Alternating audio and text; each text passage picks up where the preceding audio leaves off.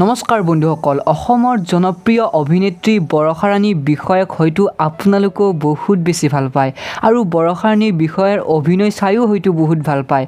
আজি বৰষা ৰাণী বিষয়াৰ এটা ভাল খবৰ আছে, গতিকে ভাল খবৰটো চোৱাৰ আগতে ভিডিঅ'টিত প্লিজ লাইক এটা কৰি দিব আৰু ভিডিঅ'টো সম্পূৰ্ণৰূপে চাব। বন্ধুসকল বৰষা ৰাণী বিষয়াৰ এখন নতুন ছবি 1 জুলাই তাৰিখে মুক্তি হ'ব আৰু সেই ছবিখনৰ নাম হৈছে গুৱাহাটী ডায়েৰী।